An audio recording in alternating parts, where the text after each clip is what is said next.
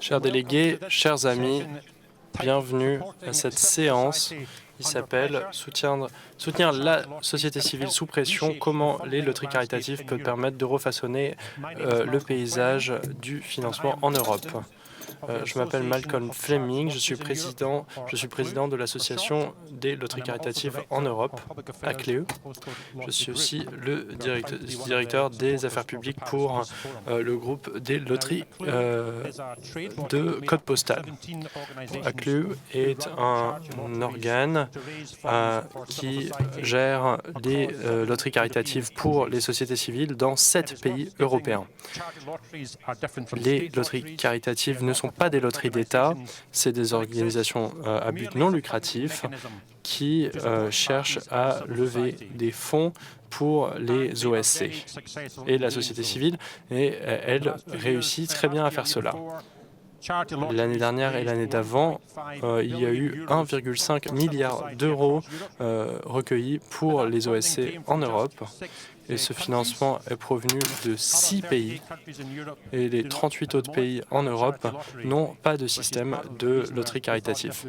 Et c'est pour cela que nous pensions organiser cette séance. Vous verrez sur votre siège une copie de ce rapport avec le même titre que cette séance. Si vous regardez sur la page numéro 3, vous verrez qu'en novembre 2025, qu'il est publié en novembre 2025, mais en fait nous sommes encore en octobre. Donc j'espère que vous n'allez pas le revendre sur eBay pour essayer de vous faire un petit profit, mais vous l'avez en avance. J'espère que cela vous permettra d'avoir une meilleure compréhension de ces enjeux. Par rapport aux défis de financement auxquels la société civile fait face et comment les loteries caritatives peuvent faire partie de la solution, j'ai un panel excellent. Je suis ravi de vous présenter Gabriela Civico, la présidente de Civil Society Europe, qui a permis ce rapport d'exister. George Collins, le président de Lotteries Council UK. Joël Weiler, directeur exécutif de Médecins du Monde en France, et Caroline Descombry, directrice exécutive de Whitaker Peace et Développement Initiative. Et je pense que vous pouvez aller à son hub en bas. Si vous n'y êtes pas encore allé, je le recommande. Donc pour lancer la discussion, Gabriela, si je peux vous poser cette question, voyant le rôle de Civil Society Europe comme porte-parole des OSC en Europe, pouvez-vous nous donner une perspective européenne du paysage de collecte de fonds et les défis? Merci. Merci beaucoup. Merci pour votre invitation. Merci de nous permettre de coproduire cette publication. J'espère que vous pourrez la lire et utiliser les informations qui sont présentes à l'intérieur. Je pense que nous pouvons utiliser ces informations au mieux possible. Le paysage de financement pour les OSC en Europe est assez difficile. Bon, il y a des défis partout dans le monde, mais en Europe, il y a des changements qui sont particulièrement complexes récemment. Nous sommes un réseau de 24 réseaux et nous avons donc une grande portée partout en Europe et nous voyons que les OSC sont de plus en plus cruciales pour maintenir les valeurs démocratiques en Europe. Notre rôle pour fournir les services critiques aux gens dans un monde et dans un climat de plus en plus compliqué. Donc nous sommes de plus en plus cruciaux, mais nos ressources sont de moins en moins certaines. Elles se réduisent. Nous avons un rapport de l'Agence des droits fondamentaux de l'UE qui montre que 34% des OSC en Europe verront une coupe budgétaire de la part des gouvernements.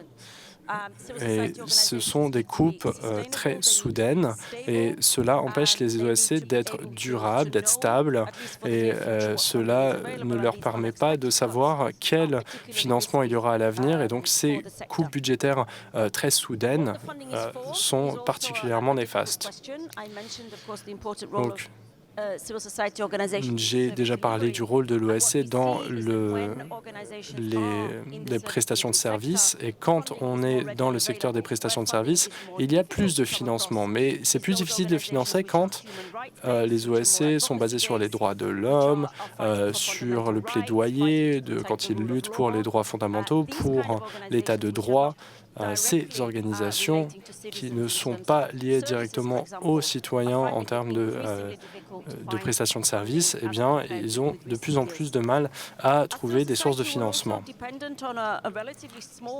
Nous sommes aussi dépendants sur un certain nombre un petit nombre de bailleurs de fonds et donc les impacts de ces coupes budgétaires sont très compliqués. Les impacts des coupes sur USAID a été très compliqué. Nous avons eu une coupe très soudaine, sans planification, donc ça a eu un impact très radical. Je voulais aussi parler du genre de financement auquel nous avons accès. Il y a beaucoup de financements basés sur des projets. Nous n'avons pas de financement stable et prévisible et il nous faut ce genre de financement pour la planification. Et c'est là que les loteries caritatives peuvent nous aider. En fait, les loteries caritatives peuvent financer les charges principales des organisations, bien plus que d'autres systèmes de financement. Nous sommes heureux de voir qu'il y a une bonne possibilité de financement de la part des loteries caritatives. C'est bien réglementé. Nous espérons qu'il peut y en avoir plus à l'avenir. Nous espérons que cette séance peut permettre plus de conversations à ce sujet pour avoir plus de financement main dans la main avec les financements de la part de philanthropes et de gouvernements. Donc, c'est très complexe. Nous vivons des temps difficiles, mais il n'y a pas l'espoir ne meurt pas. Je pense que les gens comprennent l'importance des OSC et sont heureux de contribuer aux OSC de par leurs impôts ou indirectement de par les loteries caritatives, justement. Donc, nous sommes très heureux de pouvoir vous parler et de voir comment nous pouvons financer les organisations de société civile. Merci beaucoup. Merci, Gabriela. Oui, c'est un environnement complexe, mais l'espoir ne meurt pas, comme vous dites. Et Joël Weiler est le directeur exécutif de Médecins du Monde. Et comme Gabriel l'a dit, il y a eu des coupes budgétaires pour l'aide internationale. Donc c'est un paysage très complexe. Et donc comment cela a-t-il touché votre secteur et votre organisation? Bon, je parlerai français. Je ne veux pas vous imposer mon accent. Je ne sais pas si vous m'entendez tous. C'est très bien. Déjà, merci pour l'invitation. Merci pour l'invitation ici, mais aussi à ce panel. Le secteur associatif en France est très impacté par les coupes de financement. Mais j'irai plus loin que les coupes de financement, c'est-à-dire qu'il y a une chute des financements, mais qui, à mon avis, derrière, il y a une crise des valeurs. C'est aussi des projets politiques, des coupes budgétaires. On considère, la Fédération des acteurs de la solidarité en France considère qu'une association française sur 4 va disparaître d'ici Noël ou au premier semestre 2026. Et là, je parle du monde associatif dans sa globalité. Je parle des associations de foot et pas que des associations humanitaires, mais toutes les associations qui élèvent nos enfants, qui font grandir la démocratie en France. Donc le secteur est vraiment très impacté. De grosses associations comme le Secours catholique, qui est très connu en France, je crois que c'est Caritas à l'international, mais ont annoncé des plans sociaux. Une grosse association sur le sida, un des pionniers sur le sida comme AIDS, a annoncé, c'est public, des plans sociaux. Donc Vraiment, le secteur est en grande difficulté. Alors, je représente Médecins du Monde, mais si on est sur le secteur humanitaire plus clairement, il y a des coupes de financement américaines, on en a tous entendu parler en début d'année, mais c'est la plupart des coopérations qui ont coupé leur financement. Il y a un questionnement même sur, on appelle ça le Humanitarian Reset, maintenant, mais il y a un vrai questionnement sur le financement de l'aide humanitaire. Beaucoup d'ONG ferment leurs projets, les bureaux des Nations Unies ferment leurs projets, donc on a une crise qui est assez globale. Une fois qu'on a dit ça, c'est embêtant que les ONG disparaissent ou ferment des projets, mais derrière, c'est des milliers, voire des millions de bénéficiaires de l'aide qui n'ont plus d'aide. Que ce soit, j'ai pris quelques exemples, mais en termes de distribution de vivres, en prise de charge de la malnutrition, on peut le dire assez facilement, cela va entraîner une très forte augmentation de la mortalité. On n'a pas de doute là-dessus. L'aide sur le terrain diminue. Les impacts pour les populations vont être énormes. Et ça a déjà commencé. En particulier, je pense en particulier au sida, sur tous les projets autour du HIV. Nous-mêmes, on a dû fermer un projet au Myanmar sur l'échange de seringues. Vous me demandiez quel est l'impact pour Médecins du Monde. On a fermé des projets nutrition à Madagascar, on a fermé des projets de soins de santé primaire en Colombie, on a fermé des projets qu'on appelle de réduction des risques sur les usagers de drogue, pour éviter la contamination, sida, hépatite C. Voilà, donc il y a des millions de gens qui reçoivent plus d'aide et il y a des milliers de gens qui sont plus appuyés aujourd'hui par Médecins du Monde. Une fois qu'on a dit ça, j'ai parlé un petit peu de crise des valeurs, enfin un petit peu, je pense qu'il y a un vrai enjeu en termes de solidarité nationale, internationale, un vrai enjeu de trouver des financements, et je crois que c'est tout l'intérêt des partenariats à développer avec les loteries solidaires, sur la flexibilité de ces financements-là, sur la possibilité, nous on appelle ça des ressources non affectées, de choisir les projets qui sont les plus pertinents. La liberté que ça donne, on a des financements institutionnels, Médecins du Monde. On est financé à 50% par la générosité du public, à 50% par des bailleurs institutionnels. Mais des financements comme les vôtres nous permettent d'aller faire des projets improbables dans des pays improbables. Nous permettent de faire des projets que les bailleurs institutionnels ne feront pas. Nous permettent de faire des projets que les États ne feront pas.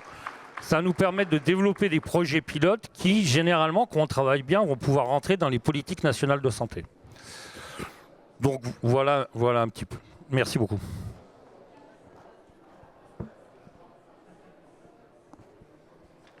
Thank you, Joe. Well, I think I was particularly struck there by Merci your comment beaucoup, that 1 in 4 Friends Joël. Associations Ça m'a vraiment frappé le fait que vous dites que d'ici 2026, un quart des associations en France devra fermer. Et là, on voit vraiment une société civile en crise.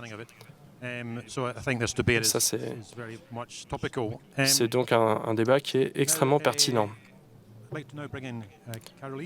J'aimerais maintenant passer la parole à Caroline. Vous êtes directrice au Whitaker Peace and Development Initiative. Donc, vous cherchez à trouver des méthodes de financement. Et comment trouvez-vous l'environnement actuel? Merci beaucoup. Merci de nous accueillir lors de ce panel fascinant. Je vais vous donner un peu de contexte. L'initiative Whitaker est une organisation de construction de paix fondée en 2012 par Forest Whitaker. Nous travaillons dans des zones touchées par le conflit partout dans le monde, y compris en Europe, pour autonomiser les jeunes et particulièrement les femmes pour qu'ils deviennent des leaders dans leur communauté avec des programmes qui rassemblent des constructions de paix ainsi que le sport et d'autres initiatives. Et pour répondre à votre question, Malcolm, nous voyons bien sûr plus de demandes de services de la part de nos communautés. Cependant, il y a malheureusement une réduction de financement durable. Par exemple, il y a de plus en plus de demandes pour le soutien de santé mentale, de cohésion, entre autres, et surtout de la part des jeunes et des communautés marginalisées. Et malheureusement, pour répondre à ces besoins, c'est très difficile d'attirer des bailleurs de fonds traditionnels, car ils ont tendance à soutenir des projets à court terme avec un impact et des résultats à court terme. Mais quand on parle de construction de paix ou autre, il faut une approche multi-annuelle et une intervention multi-annuelle. Et deuxièmement, vous avez déjà parlé des coupes budgétaires brutales de USAID, et cela malheureusement a eu un impact immense sur nos opérations. On a dû fermer nos bureaux au Mexique, et comme Joël l'a dit, ceux qui en paient le prix sont les communautés, car qui remplacera les services que nous clôturons. Et d'ailleurs, on fait un certain niveau d'expertise de la part de ceux avec qui on travaillait au Mexique. Et que voit-on donc après la clôture ou les coupes budgétaires du USAID? On voit des ONG qui sont en concurrence pour essayer d'obtenir les sources de financement, et que les bailleurs de fonds, d'ailleurs, sont complètement ne savent pas qui financer, et donc en général financent seulement les ONG qui financent déjà. Donc on a de plus en plus de portes fermées. Ce que je voudrais souligner aussi, c'est ce que nous voyons comme un gros défi, c'est le manque d'accès aux fonds sans restriction. Ce que j'entends par là, c'est que c'est vraiment l'oxygène essentiel à la survie de n'importe quelle organisation. C'est ce qui vous permet d'innover, de conserver votre personnel, d'adapter vos solutions à l'échelle. Et ce n'est pas possible parce que nous ne faisons que survivre d'un projet à l'autre, comme l'a dit Gabriela. Et les fonds sont véritablement dédiés à des activités spécifiques qui correspondent au programme des bailleurs de fonds. Donc on perd un peu sa capacité d'indépendance, et souvent les objectifs des donateurs ne sont pas vraiment en correspondance avec nos besoins sur le terrain. Et c'est pour cela aussi que ces loteries caritatives peuvent être un apport d'air très souhaitable, parce que cela permet de lancer la phase 1 d'un projet quand d'autres donateurs ne seraient pas prêts à prendre le risque. Et puis, ça nous permet ainsi d'obtenir une masse de résultats et une quantité de bénéficiaires qui nous permet ensuite de parler à des bailleurs de fonds traditionnels qui nous rejoindront parce qu'on aura réussi avec cette phase 1. Donc, c'est pourquoi ce financement par les loteries est essentiel. Thank you, Caroline. I think, Merci, Caroline. Je crois que vous connaissez que la règle des loteries, c'est que ce sont des partenaires stratégiques, et c'est peut-être le bon moment donc pour faire intervenir George, qui est le directeur du Lotteries Council au Royaume-Uni, et qui, contrairement au Royaume-Uni, qui a un fort secteur de loterie caritative. Est-ce que vous pouvez nous en dire plus sur le financement au Royaume-Uni et comment vous arrivez ainsi à financer cela? Merci beaucoup de nous avoir invités. En fait, le Lotteries Council a environ 500 membres qui sont soit des organisations caritatives qui gèrent des loteries ou des prestataires qui aident à gérer ces loteries sur le marché. En ce qui concerne la levée de fonds, c'est très proche de ce qui est évoqué ici. En termes absolus, en valeur monétaire, on est un petit peu au-dessus de l'an dernier, mais il y a quand même moins de personnes qui donnent d'une année sur l'autre. Donc, le nombre de donateurs est inférieur, mais les donateurs donnent un petit peu plus, ce qui permet d'augmenter le revenu. On voit aussi que les plus jeunes ne s'impliquent pas autant que par le passé. Et donc, d'une année sur l'autre, on voit de moins en moins de jeunes qui donnent.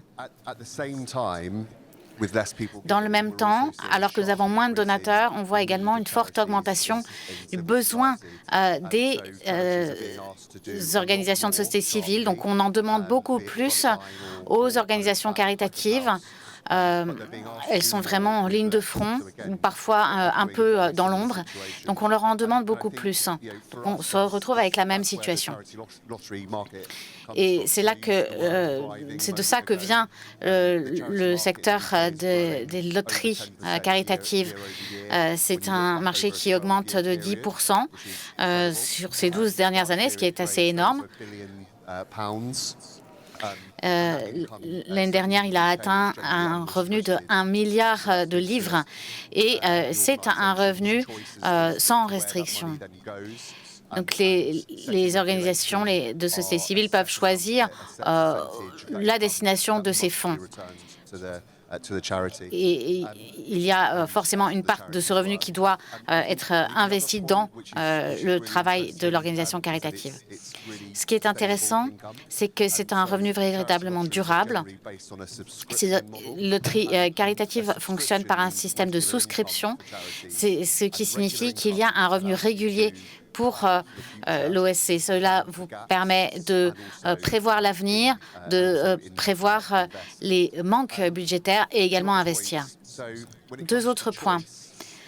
En ce qui concerne le choix, ce qui se passe, c'est que dans les loteries caritatives, elles se positionnent sur des sujets un petit peu plus légers, altruistes. Donc, quand les messages se concentrent beaucoup au sein d'une OSC sur le côté caritatif, côté loterie, on peut s'adresser différemment à des personnes qui savent qu'elles vont soutenir l'organisation caritative, mais de manière un peu plus légère. Et enfin, toujours en termes de durabilité, quand on regarde les dons futurs, pour nous, au Royaume-Uni, le Saint Graal, ce à quoi nous aspirons, nous nous concentrons, c'est les dons d'héritage. Et il y a un lien prouvé avec des données qui montrent que les personnes qui participent à des loteries laissent toujours quelque chose dans leur testament aux organisations caritatives.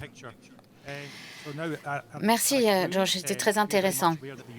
Alors, nous sommes tout à fait conscients que le paysage européen de ce type de financement de société civile est très variable d'un pays à l'autre, parce que les lois et réglementations sont différentes, avec des pays comme la Suède, les Pays-Bas, l'Allemagne, le Royaume-Uni, qui mènent la danse. Il y a des pays comme la France, dans lesquels il n'y a pas de loterie caritative et même pas de cadre législatif pour les mettre en œuvre. Vous êtes ici très en avant pour promouvoir ce type de loterie. Quelle différence est-ce que cela ferait? Déjà, il faut bien comprendre l'enjeu. L'enjeu, c'est la société civile, c'est les associations et ce qu'elles représentent dans le paysage français. Il y a beaucoup d'associations en France. On en a parlé un petit peu, mais il y a celles comme nous qui sont plutôt sur la solidarité avec les plus précaires. Mais je parlais aussi de l'accès aux loisirs, au sport, à la culture. Elles ont un rôle fondamental, ces associations, ces sociétés civiles, en termes de démocratie, en termes de rencontres, en termes de mixité. Et on le dit tous, on constate un vrai problème de financement. Et en même temps, de plus en plus de besoins. Georges en parlait, il y a de plus en plus de besoins sur les terrains en France, mais aussi sur les terrains à l'international. Donc c'est là où moi j'ai du mal à comprendre pourquoi aujourd'hui il n'y a pas une loterie solidaire en France. On a un problème, qui est une crise de financement, et on a une solution qui pourrait être une loterie solidaire. Alors après, on est en France. Il y a des monopoles d'État, il y a des choses qui sont réservées, mais très, très clairement, Médecins du Monde et d'autres poussent ici pour qu'on puisse avoir accès à ce type de financement. Médecins du Monde, on connaît bien la postcode loterie parce qu'on en bénéficie aux Pays-Bas et avec ces fonds-là, on peut financer des actions dans le monde. Donc, c'est pas comme si c'était complètement quelque chose de nouveau, ça marche ailleurs, pourquoi ça ne pourrait pas marcher en France? Alors, je ne vais pas redire tout ce qu'ont dit mes collègues ici, mais quand même, vous l'avez tous souligné, je trouve que l'un des premiers avantages, c'est le temps long. Quand on veut faire plus de justice sociale, quand on veut changer les choses, ça prend du temps. Et c'est quand même, on a très très peu de bailleurs, nous, qui nous donnent ce temps-là. Des financements de 6 mois, 1 an, on fait du pansement. Des collaborations sur 4-5 ans, on peut changer les choses, on peut améliorer. On va, pour Médecins du Monde, on va au-delà du soin, on améliore le système. J'en ai parlé un petit peu tout à l'heure, mais aussi la liberté de choisir les programmes, de ne pas être forcément là où il y a des intérêts géopolitiques ou autres, de pouvoir se faire confiance dans l'analyse des besoins et où les fonds pourraient être faire le plus de changements. Et Georges en a parlé un petit peu, mais nous, ça nous permet aussi de développer de l'expertise, de développer de la valeur ajoutée. On est le secteur associatif en France, un des plus gros employeurs, hein. Ça permet de créer de l'emploi, ça permet d'investir dans l'innovation et pas être que dans encore une fois, que dans le soin, que dans le pansement. Donc moi, je n'y vois que des avantages. Hein. Que vous dire de plus là-dessus, si ce n'est que je pense qu'il faut qu'il y ait une loterie solidaire en France et que ça peut être une vraie chance pour toutes les associations. Et je ne fais pas le plaidoyer, tu disais que je fais un plaidoyer fort là-dessus, mais je ne le fais pas que pour mon association, je ne le fais pas que pour Médecins du Monde. Je pense que ça peut être vraiment un game changer pour la société civile française. Je terminerai juste, parce que je ne peux pas m'empêcher, j'espère qu'on va avoir une loterie solidaire en France très bientôt, mais l'État ne doit pas se désengager pour autant. La loterie solidaire, elle ne doit pas suppléer l'État. L'État a des responsabilités et l'État doit aussi continuer à financer le secteur associatif. Voilà. Merci.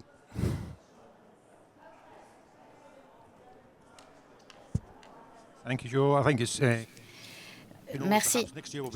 Peut-être que l'année prochaine, nous pourrons fêter le premier anniversaire de cette loterie caritative en France. Je l'espère. Caroline, qu'est-ce que vous pouvez nous dire de plus? Je crois que vous avez pu recevoir des financements d'une loterie caritative en Suède, me semble-t-il. Quelle est votre expérience de cela et que pensez-vous aussi de la possibilité d'avoir le même type de financement en France? Merci Malcolm. Je suis tout à fait d'accord avec ce qu'a dit Joël. Je crois qu'en France, nous avons tous les ingrédients nécessaires pour cette loterie caritative qui apporterait une véritable valeur ajoutée. Les citoyens ont cette capacité également de vraiment contribuer à des causes qui les touchent. Nous avons une communauté forte d'associations. Nous en faisons partie. Nous avons ouvert il y a 2 ans un bureau à Aubervilliers. Nous avons un centre d'apprentissage. On a beaucoup collaboré avec des associations locales qui font un travail remarquable avec simplement quelques personnes et avec un petit peu plus de financement, on pourrait catalyser de véritables changements. Ce type d'organisation n'a pas accès aux bailleurs traditionnels et l'opportunité de travailler avec des loteries, avoir accès à un financement durable changerait complètement la donne. Je vois vraiment les loteries caritatives comme un outil incroyable pour pouvoir contribuer et faire le pont entre le financement public et les besoins sur le terrain. Et les besoins, comme on l'a dit, en France sont assez importants. Mon expérience des loteries caritatives, c'est vraiment que ça donne un peu d'air, mais ça permet aussi de mettre à l'échelle et aussi de planifier à long terme, ce qui est essentiel. Et puis, une chose qui n'a peut-être pas encore été dite, c'est que ça permet d'avoir un partenaire qui souhaite et est disposé à vous donner accès à un financement non restreint et à long terme. Et c'est une relation de confiance, c'est un partenaire de confiance et ça vous apporte énormément pour vous aider à innover. Le fait d'avoir cette relation de confiance mise en place avec un partenaire est à mes yeux très précieux. Malheureusement, on voit cette tendance de la part des bailleurs traditionnels qui ne sont pas toujours disposés à venir dans ce domaine du financement sans restriction, sans affectation des fonds particulières et ils ne sont pas très ouverts à ça, même quand on travaille depuis un moment avec eux. Et c'est véritablement un enjeu et j'espère qu'on arrivera à comprendre que ce modèle de loterie est quelque chose qui devient vraiment essentiel à la survie de nombreuses organisations. Thank you, Caroline. Now, back to you, George. Merci, Caroline. Georges, je vais revenir à vous. Vous avez parlé de développement. Les contextes sont différents d'un pays à l'autre. Je sais qu'il y a beaucoup de liens nécessaires avec le gouvernement britannique. Est-ce que vous voyez une raison pour laquelle ce modèle qui fonctionne si bien au Royaume-Uni ne fonctionnerait pas?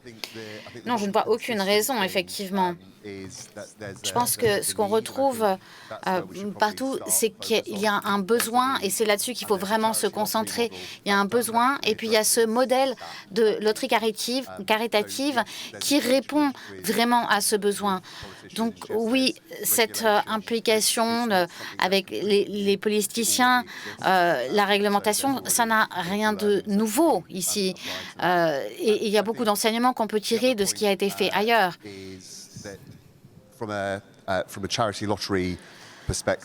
Du point de vue de la loterie caritative, elle ne cherche pas à remplacer le don traditionnel. Cela fonctionne en parallèle. Et quand on regarde aussi la loterie d'État, il est tout à fait prouvé au Royaume-Uni que la loterie caritative ne menace pas du tout la loterie d'État. C'est complémentaire. Et c'est parfois quelque chose qui pourrait nous retenir. Mais les deux systèmes fonctionnent parfaitement ensemble. Si ce n'était pas suffisant, le besoin, le modèle qui fonctionne et ce qui est prouvé, je crois que vous pouvez voir sur les chaises, il y a une estimation d'opportunité à 10 milliards d'euros. Donc oui, pour en finir, c'est un modèle qui fonctionne, la demande existe et les avantages sont prouvés. Merci, Georges. Je crois que je voudrais juste ajouter une petite chose. Ayant travaillé pour le gouvernement, c'est un choix politique qu'on peut faire sans que cela coûte un centime au gouvernement. Donc ça, c'est peut-être quelque chose qu'on peut rappeler aux conseillers politiques. Gabriela, chez Civil Society Europe, vous avez des antécédents significatifs auprès à Bruxelles pour la protection de la société civile, pour aussi les levées de fonds et les possibilités de mettre en place les bons cadres juridiques pour aider à la levée de fonds. Est-ce que c'est quelque chose que Civil Society Europe peut vraiment faire là? Tout à fait, un environnement facilitant la vie de la société civile. Pour mon organisation également, nous travaillons. C'est essentiel à cela, c'est essentiel au processus démocratique et au mode de vie que nous chérissons tant en Europe. Nous avons la liberté d'association, nous avons l'état de droit, nous avons les droits fondamentaux qui sont protégés. Tout au moins, nous avons tout cela de manière théorique. La société civile a été de plus en plus attaquée. Il ne s'agit pas que des réductions de financement et des coupes budgétaires. Ce sont beaucoup de campagnes contre la société civile, des législations qui nous rognent les ailes. Tout cela crée un environnement très difficile auquel il faut ajouter des demandes de la société civile de plus en plus importantes. Nous voyons également des fardeaux administratifs de plus en plus importants sur la société civile. On voit que les fournisseurs de subventions sont très préoccupés par la transparence, ce qui peut se comprendre. Ils veulent être vus comme justes dans leur distribution de financement. Et c'est souvent compris comme le besoin d'obstacles administratifs supplémentaires. Et nous pensons qu'il peut y avoir de la transparence et de bons financements sans avoir ces obstacles et fardeaux supplémentaires. L'indépendance du financement devient également de plus en plus importante. En Europe, nous le croyons, mais le financement public est de plus en plus chargé politiquement ou dirigé politiquement. Et donc le financement privé par des loteries caritatives devient de plus en plus important pour soutenir des écosystèmes parce que ce n'est pas un financement qui a une motivation politique. C'est également important dans ces périodes difficiles. Il faut protéger la démocratie et pour cela, il faut un environnement favorable. On a besoin de ressources. Il y a toutes sortes de ressources et nous espérons qu'il y en aura de plus en plus si ce modèle des loteries caritatives peut être étendu à d'autres pays. Cela pourra donner un élan supplémentaire à une société civile qui est sous une pression en pleine augmentation. Il nous reste quelques minutes pour des questions du public. Si quelqu'un souhaite faire un commentaire ou poser une question. Oui? Merci. Je suis Correa.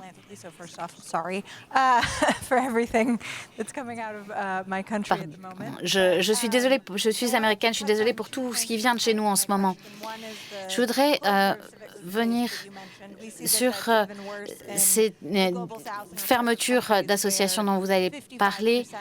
On a vu des pays où 55% d'associations vont devoir fermer d'ici la fin décembre. On voit effectivement des attaques de plus en plus politiques chez nous. Je voudrais savoir comment vous réfléchissez à une stratégie de protection, de défense de la société civile et puis comment vous créez un petit peu plus d'espace pour l'importance de la paix et de tous les domaines dans lesquels nous intervenons. Merci. Qui veut répondre? Peut-être Gabriela? Oui, une des choses que nous encourageons vraiment, ce sont des stratégies nous sommes en train d'en préparer une qui devrait avoir une composante de dialogue social importante. Ce sont peut-être des mots très à la mode, mais nous sommes convaincus que le dialogue est absolument essentiel. Nous avons besoin d'avoir des mécanismes structurés où les personnes qui élaborent des politiques et la société civile puissent dialoguer et comprendre les approches des uns et des autres. Avoir ce dialogue structuré dans le cadre d'une stratégie de la société civile est absolument essentiel. Et voilà ce sur quoi nous travaillons au niveau de l'Union européenne et du Conseil européen, et puis bien sûr au niveau des États membres. Nous assurer ainsi que le droit au dialogue civil, le droit à la liberté d'association, que tout cela fasse vraiment bien partie des procédures et des lois.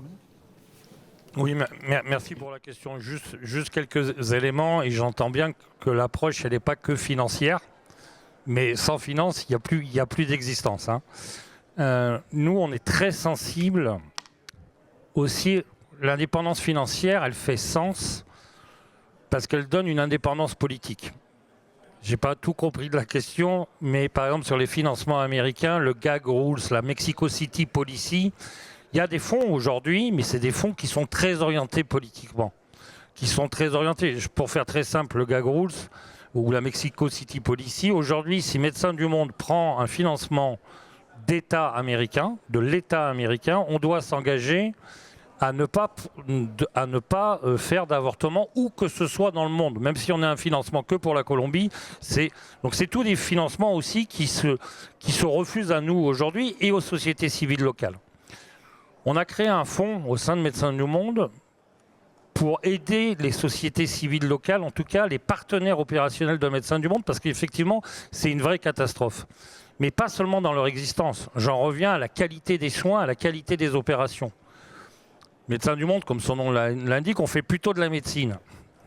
Mais on a souvent sur nos projets un partenaire qui fait de la WASH. La WASH, c'est Water and Sanitation, qui va nous permettre d'avoir de l'eau potable. Ça ne sert à rien de soigner les gens s'il n'y a pas d'eau potable. Donc on essaye de... Nos projets n'ont plus aucun sens si les partenaires locaux qui mènent les projets avec nous, ils sont en train de fermer parce que non accès au financement. Donc en fait, c'est un système qui est global, où on a chacun notre place. Et encore une fois, c'est là où il est important d'avoir ces financements qui soient un peu pérennes et qui ne soient pas orientés politiquement. C'est vraiment l'indépendance financière ne fait sens que si derrière vous avez une indépendance politique. Merci.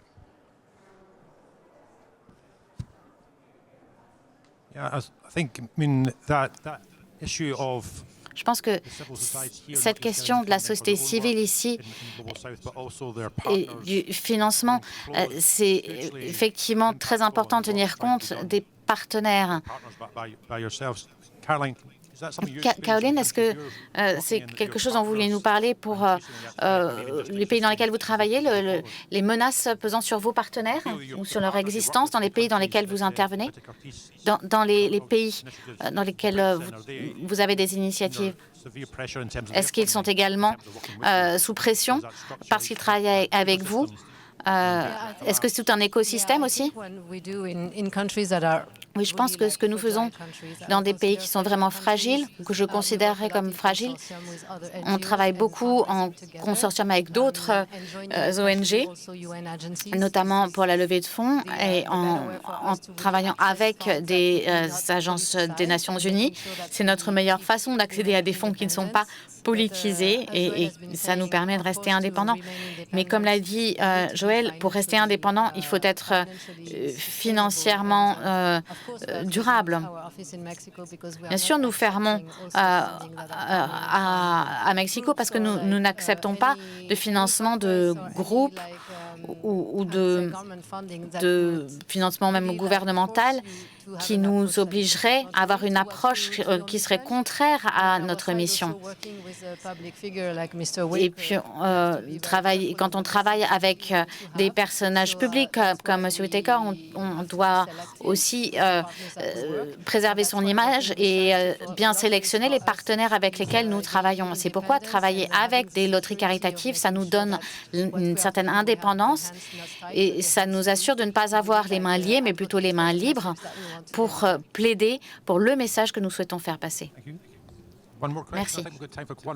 Je crois qu'on a encore temps pour une question, une toute dernière question rapide. Merci, merci beaucoup.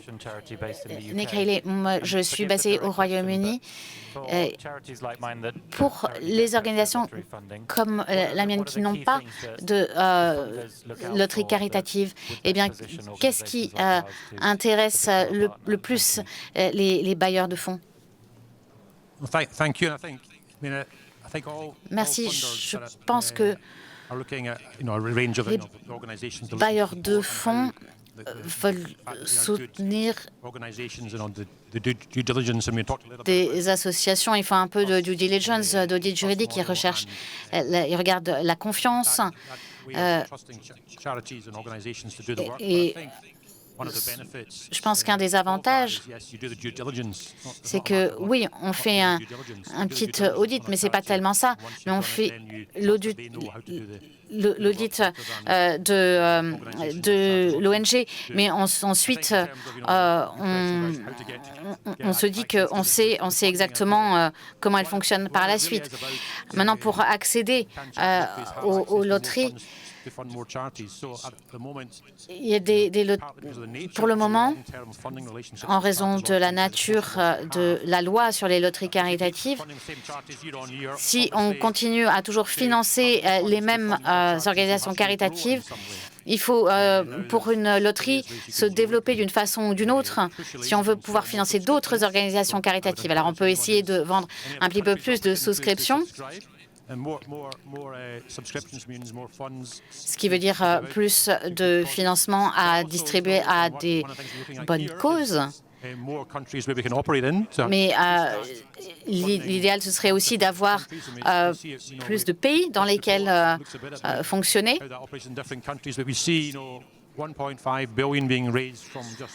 Quand on voit qu'on peut avoir un financement de 1,5 milliard avec simplement 6 pays, on pourrait atteindre un chiffre bien plus élevé s'il y avait plus de pays européen.